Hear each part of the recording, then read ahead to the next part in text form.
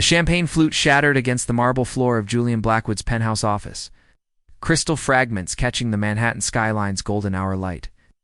At 42, he commanded a billion-dollar architectural empire, but right now, he felt like a man drowning in silence.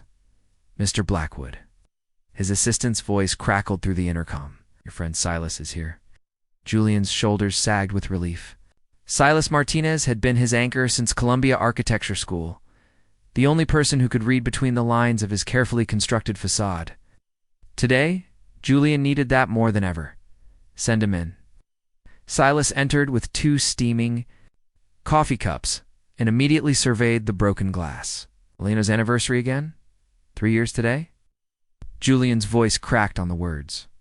His wife's death in that horrific car accident had carved out something essential from him, leaving behind a hollow shell that went through the motions of living. "You can't keep doing this to yourself, man." Silas kicked aside glass shards and set the coffee on Julian's desk. "She wouldn't want you to waste away in this tower." Julian laughed bitterly. "Easy for you to say. A year of Lyra to live for." Something shifted in Silas's expression, a flicker of excitement mixed with calculation. Speaking of Lyra, she graduated summa cum laude from the Sorbonne. Architecture degree, just like her old man. That's wonderful. Julian's response was automatic, polite. He remembered Lyra as a gangly teenager with wild curls and paint-stained fingers, always shadowing her father around construction sites. She needs an internship. Somewhere prestigious, somewhere she can really learn. Silas leaned forward, eyes gleaming. "Your firm is the best in the city." Warning bells chimed in Julian's head. "Silas, I don't think mixing business with what?" "She's brilliant, Julian. Top of her class." "This isn't charity." Silas pulled out his phone, scrolling. To a photo. "She's not that little girl anymore." The image hit Julian like a physical blow. The woman in the photograph bore a little resemblance to his memories. Lyra had transformed into something breathtaking. All sharp cheekbones and intelligent dark eyes, her smile holding secrets that made his chest tighten in ways he'd forgotten were possible. "She's 21, Julian said weakly, though he wasn't sure if he was reminding Silas or himself. "Old enough to know what she wants." "And what she wants is to work for the best." Silas pocketed his phone. "Just interview her. She's not qualified. Send her away, but give her a chance." Julian stared out at the city below, watching tiny figures navigate the streets like pieces in some vast, incomprehensible game. He'd built walls around his heart so high that even he couldn't see over them anymore. What harm could one interview do? Fine, one interview. Silas's grin was triumphant, but there was something else lurking beneath it, something that made Julian's skin prickle with unease. Later, he would wonder if his friend had orchestrated this moment, if the photograph had been carefully chosen, if Silas knew exactly what effect his daughter would have on a lonely, grieving man. But right now, all Julian could think about was the woman in that picture and the dangerous way his pulse had quickened at the sight of her. The intercom buzzed again. "Mr. Blackwood, Lyra Martinez is here for her interview." Julian's hand froze. Over the button, "Send her in." The door opened, and everything Julian thought he knew about temptation walked into his office wearing a charcoal suit and a smile that could stop traffic. She was even more stunning in person. Uncle Julian, Lyra's voice carried a warmth that sent unexpected shivers down his spine. She crossed the office with fluid grace, extending her hand. "Thank you for seeing me." The moment their fingers touched, Julian felt electricity arc between them. Her handshake was firm, confident, but her skin was impossibly soft. He held on. A heartbeat too long before releasing her. "Please, sit." He gestured to the chair across from his desk, trying to ignore how the afternoon light caught the auburn highlights in her dark hair. "Your father tells me you studied at the Sorbonne?" "Sustainable architecture with a focus on urban renewal." She settled into the chair, crossing her legs with unconscious elegance. "I wrote my thesis on transforming abandoned industrial spaces into community hubs."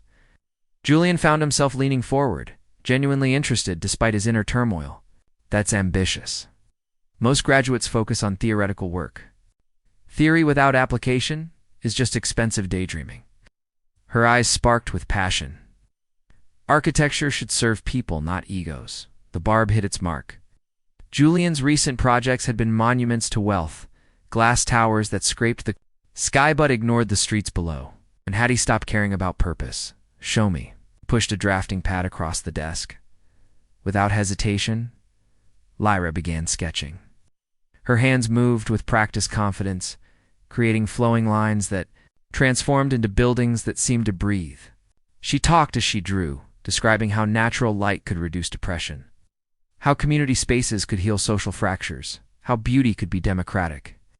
Julian watched her fingers grip the pencil, noticed how she bit her lower lip when concentrating, how her shirt pulled slightly across her chest when she reached for the ruler.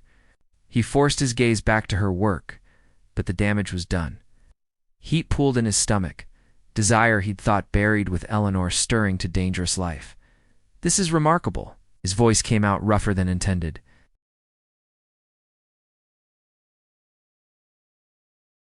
Lyra looked up, her smile radiant. Does that mean I get the job? Julian hesitated. Every rational instinct screamed at him to say no, to send her away before this attraction could grow into something uncontrollable. But the hope in her eyes, the brilliant mind behind them, the way she made him feel alive for the first time in years. You start Monday. My assistant will handle the paperwork. Thank you. She stood, gathering her portfolio. I won't disappoint you. As she moved toward the door, Julian called out Lyra. She turned back, eyebrows raised expectantly. Internship will be challenging. Long hours, difficult clients, projects that will push your limits. I can handle whatever you throw at me, Uncle Julian. The title that had once seemed innocent now felt loaded with forbidden implications. Julian, we're colleagues now. Something flickered in her expression, too quick to interpret. Of course, just Julian. After she left, Julian slumped in his chair, running his hands through his hair. What had he done? He pulled out his phone and dialed Silas.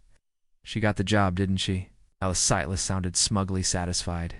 Why do I feel like I've been played? Because you have, but not by me. Silas chuckled. Lyra's been asking about you for months. Your projects, your philosophy, your personal life. I thought it was just professional curiosity until what? Until I saw how she looked at that photo of you and Eleanor from the charity gala last year. Let's just say her interest isn't purely architectural. Julian's blood ran cold.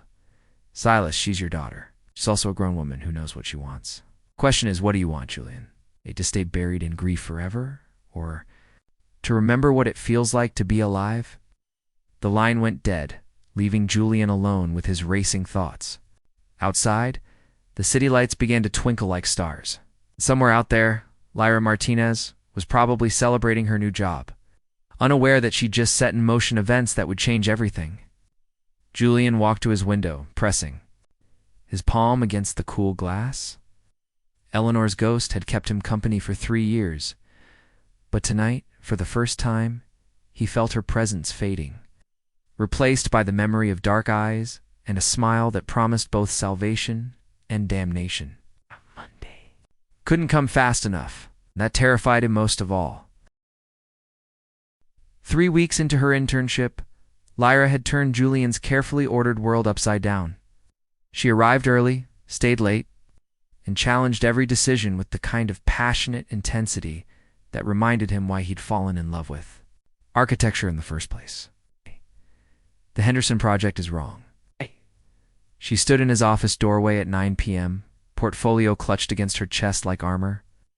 Julian looked up from the blueprints scattered across his desk. The office was empty. Except for them, the city's hum filtering through floor-to-ceiling windows.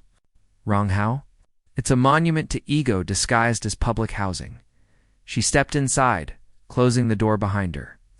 The design prioritizes aesthetics over livability. These families need community spaces, not Instagram-worthy facades. The client wants prestigious architecture. The client wants tax breaks for building low-income housing, while spending millions on a design that serves no one. Her eyes blazed with righteous anger. When did you stop caring about people? The accusation hit harder than any physical blow. Julian stood slowly, his patience fraying. You've been here 3 weeks. Don't presume to know what I care about. Then show me. She moved closer, close enough that he could smell her perfume, something floral and intoxicating. The man who designed the Riverside Community Center, who built schools that looked like palaces because he believed poor kids deserved beauty too. Where is he? He died with his wife. The words tore from Julian's throat before he could stop. Then Lyra's expression softened, but she didn't retreat. Oh, he's still here. He's buried, maybe, but not dead. She reached out, her fingers barely grazing his hand. Let me help you find him again. The touch sent shockwaves through Julian's system. He jerked back as if burned. This is inappropriate, is it? Or are you just scared? She stepped even. Closer, her voice dropping to a whisper. I see how you look at me, Julian. The same way I look at you, dear Silas's daughter. But even as he said it, Julian's resolve crumbled. She was so close he could see the flecks of gold in her dark eyes, could feel the heat radiating from her skin. I'm also a woman who knows what she wants. Her hand rose to his chest, fingers splaying over his rapidly beating heart. And I want you. Julian's control snapped. His hands tangled in her hair, pulling her against him as his mouth crashed down on hers. The kiss was desperate, hungry. 3 years of loneliness and desire pouring out in a single moment of madness. Lyra melted against him, her lips soft and yielding, her body fitting perfectly against his. She tasted like coffee and ambition, like everything he'd forgotten he needed. Reality crashed back like ice water. Julian pushed her away, stumbling backward until his legs hit the desk. We can't. This is wrong. Why? Lyra's lips were swollen from his kiss, her chest rising and falling rapidly. Because of the age difference? Because I work for you? Or because you're afraid of betraying a ghost? All of it. Julian's hand shook as he straightened his tie. You should go. I'm not going anywhere. Her chin lifted defiantly. Fire me if you want, but I won't pretend this didn't happen. I won't pretend I don't feel what I feel. Before Julian could respond, his office door opened. Silas stood in the doorway, his expression unreadable as he took in the scene. Lyra's disheveled appearance, Julian's obvious distress, the charged atmosphere that crackled between them. Dad? Lyra's voice was small, vulnerable in a way Julian had never heard before. Silas stepped inside, closing the door with deliberate care. When he spoke, his voice was deadly quiet. How long? It's not what you think, Julian began, but Silas cut him off with a look. My daughter is standing in your office at 9 p.m. looking like she's been kissed, and you're trying to tell me it's not what I think? Yes. Silas's calm was more terrifying than rage would have been. How long? Tonight was the first time, Lyra said, lifting her chin. But I've wanted him for months. Silas's face went white, then red, then white again. You're 42 years old, Julian. She's 21. She's my child. She's an adult, Julian said quietly, hating himself for the defense. Your age and my best friend's daughter. Silas's voice cracked with betrayal. Jesus, Julian. Eleanor hasn't even been gone for years. The mention of his wife's name hit Julian like a physical blow.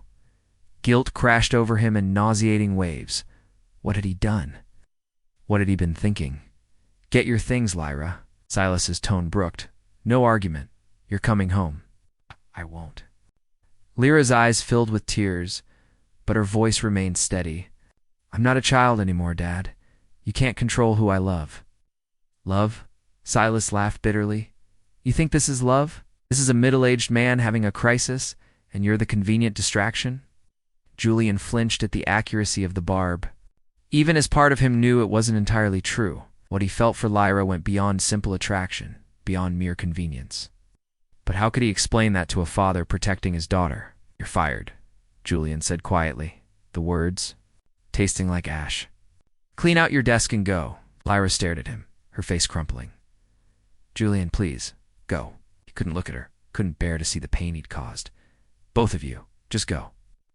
After they left, Julian sank into his chair and put his head in his hands. The silence felt different now, not peaceful but poisonous. He destroyed his oldest friendship, corrupted an innocent young woman, and betrayed his wife's memory, all in the span of a single kiss. Outside, the city glittered with possibilities he'd never be allowed to explore. And somewhere in that maze of lights, Lyra Martinez was crying because of him. The guilt was overwhelming. But underneath it, buried deep, was a more dangerous truth. He was already planning how to get her back. 2 months of hell followed. Julian threw himself into work with manic intensity, approving projects he would have rejected before. Designing buildings that were technically perfect, but emotionally hollow. His staff whispered about his mood swings. His impossible demands, the way he stared out his office window for hours at a time. Silas refused his calls. Their 20-year friendship had evaporated in a single night, replaced by a silence that felt like death. But the worst torture was the not knowing. Where was Lyra? Was she working elsewhere? Dating someone her own age? Had she forgotten their kiss as easily as she'd probably forgotten childhood games? The answer came on a rain-soaked Thursday evening when Julian found her waiting in the lobby of his apartment building. She looked different, thinner, shadows under her eyes that spoke of sleepless nights. Her hair was pulled back severely, and she wore a simple black dress that somehow made her look both older and more fragile. "We need to talk." Her voice was steady, but Julian could see her hands trembling. "Lyra," her name escaped his lips like a prayer. "You shouldn't be here. I tried staying away. I got a job at Morrison Associates, threw myself into work, went on dates with men my own age." She stepped closer, rain still glistening in her hair. Nothing worked. "I can't stop thinking about you." Julian's resolve crumbled at the raw honesty in her voice. "Come upstairs." His penthouse was a monument to expensive loneliness. Floor-to ceiling windows offered a panoramic view of the city, but the space felt cold, sterile. Eleanor's pictures still dominated the mantelpiece, beautiful ghosts watching from gilded frames. She was lovely. Lyra stood before Eleanor's wedding portrait, no jealousy in her voice, only sadness. "I can see why you loved her. I still love her." Himself a whiskey with shaking hands. "That's the problem." "No, that's not the problem at all." Lyra turned to face him, her eyes bright with unshed tears. "The problem is that you think loving me means betraying her. But love isn't finite, Julian. Having room in your heart for me doesn't diminish what you felt for her. You're 21 years old. You should be with someone who can give you a future, not a broken old man haunted by ghosts. Stop deciding what I should want." Her voice cracked with frustration. "I'm not some naive child infatuated with an older man. I see exactly who you are. The grief, the guilt, the way you punish yourself for being alive when she's not. And I love you anyway." The words hit Julian like bullets. Love. She'd said it so simply, so matter-of-factly, as if it were the most natural thing in the world. "Your father will never forgive us, and we'll have to live with that." Lyra crossed to him, her hands, cupping his face with infinite tenderness. "But I won't live without you. These 2 months have been torture. I can't eat, can't sleep, can't focus on anything but the memory of your mouth on mine." Julian closed his eyes, leaning into her touch. "I've thought about you every day, every hour. It's driving me insane." "Then stop fighting it." Ow. She rose. On her toes, her lips brushing his with feather-light softness. "Choose happiness, Julian. Choose life. Choose me." This kiss was different from their first. Where that had been desperate and hungry, this was slow, reverent, like a prayer made flesh. Julian's hands settled on her waist, pulling her closer. Until there was no space between them, they finally broke apart. Both were breathing hard. "Stay," Julian whispered against her forehead. "Please stay. Only if you're sure. Only if you're ready to fight for this." Julian looked over her shoulder at Eleanor's picture. For a moment, he could swear he saw his wife smile, saw her nod as if giving her blessing. Maybe it was his imagination, maybe it was guilt-induced hallucination. But in that instant, the crushing weight he'd carried for 3 years lifted just enough to let him breathe. I'm sure. They made love that night with a tenderness that surprised them both. It wasn't the frantic coupling of forbidden lust, but something deeper, more profound. Lyra worshipped his scars, physical and emotional, while Julian treated her body like sacred ground. Afterward, she lay curled against his chest, tracing patterns on his skin with her fingertip. "What happens now?" she whispered. "Now we figure out how to build a life together in the wreckage of everything that came before. And my father." Julian's arms tightened around her. "We'll find a way somehow." But even as he said it, Julian knew the hardest battles lay ahead. Silas's betrayal cut deep.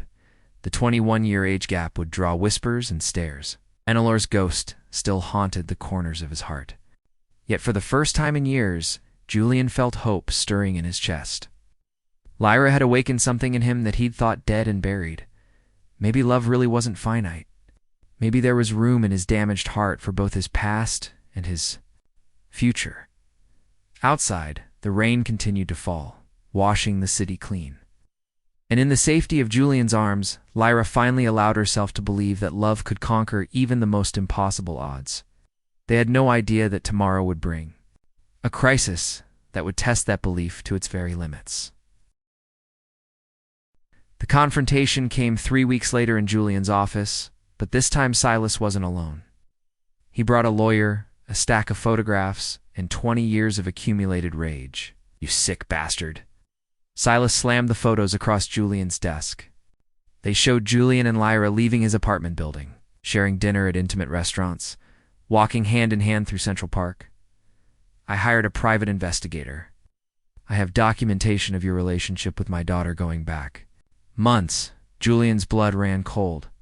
"Silas, let me explain." "Explain what?" "How you groomed a young woman half your age. How you used your position of power to seduce an impressionable intern."